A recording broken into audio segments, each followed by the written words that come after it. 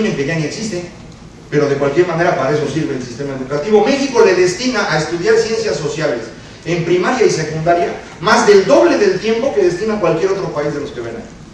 Por eso los niños acaban sabiéndose todos los cuentos de la historia nacional, desde los mayas y los aztecas y el pastorcito de Guelatao que convirtió a sus ovejas en indígenas, no sé qué tal. Y no saben leer, y no saben escribir, y no saben hacer nada. Terminan secundaria así. Y una parte significativa de ellos entra a prepa y termina prepa igualito. Yo doy clase en universidad y llegan conmigo y yo, ¿qué hago? Árbol que crece torcido, pues le cortan unas hojas aquí. Era bonsai. No pasa nada. Si alguien a los 15 años es un analfabeta funcional, no hay manera de resolverlo.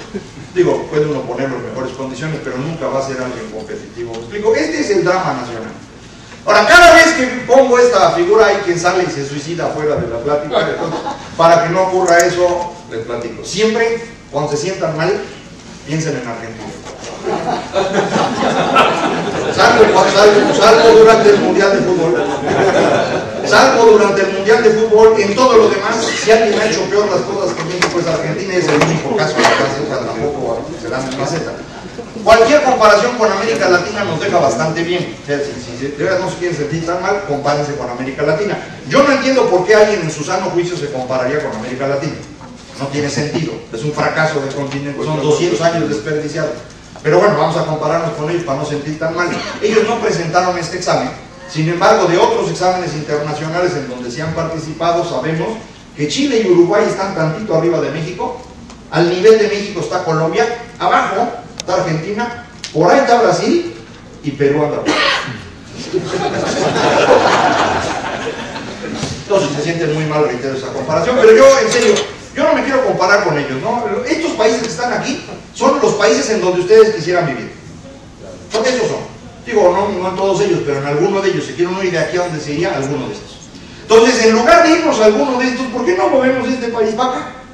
Y lo ponemos al nivel de los otros. ¿Cuál es la dificultad de hacerlo? ¿Cómo se resuelve el sistema educativo? No les digo ahorita, al rato voy a decir algunas ideas de qué se puede hacer con el sistema educativo, porque es mucho más complicado de lo que se cree, ¿no? Las personas en México que resolvemos todo quitando y poniendo personas dicen que hay que quitar el gasto. Yo estoy de acuerdo, está fea. Además por eso la quitamos.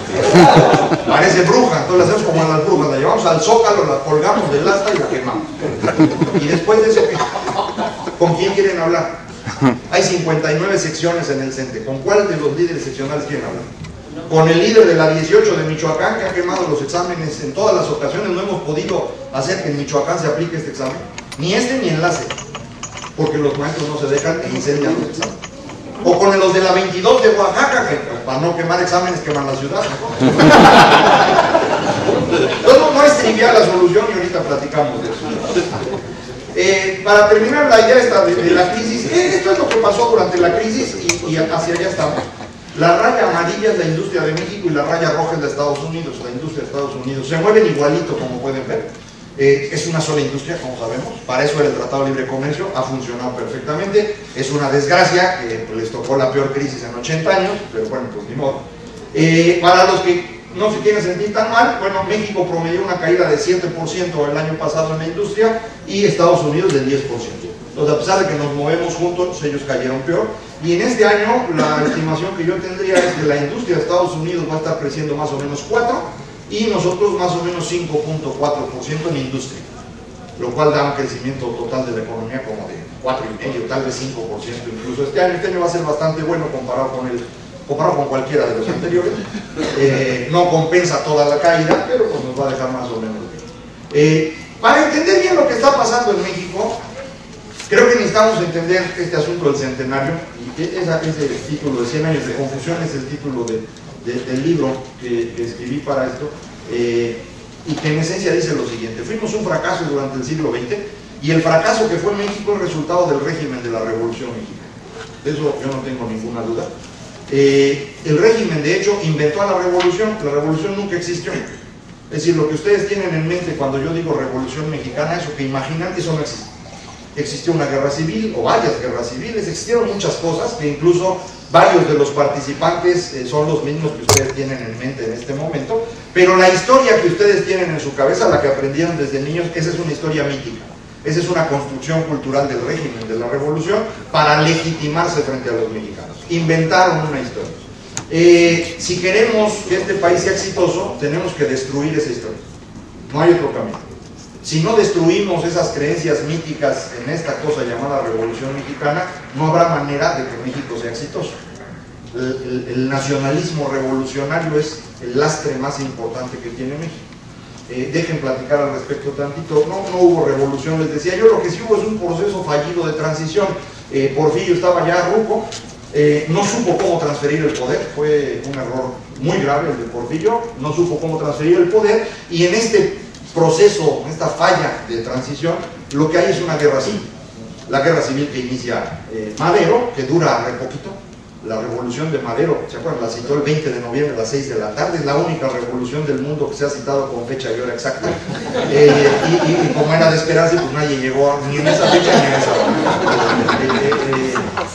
Madero estaba en ese momento en San Antonio, Texas, se vino para México con sus caballitos, llegó a la frontera porque ahí lo iban a estar esperando para entrar al país, no llegaron, se regresó a San Antonio porque no hubo nadie para recogerlo. En realidad la guerra empieza en enero, no en noviembre sino hasta enero, y hay nada más dos batallas importantes en esta guerra civil. Una en Torreón, que tiene como característica muy interesante que matamos 250 chinos. El por qué los matamos a ellos y no a los otros. No de eso de que la revolución fue contra el poder imperialista yanqui, pues no matamos gringos durante la revolución, matamos chinos.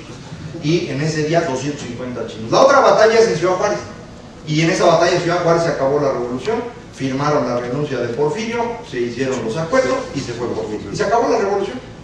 Todas las matanzas de la revolución ocurren después, en el pleito entre todos a ver quién se quedaba mandando.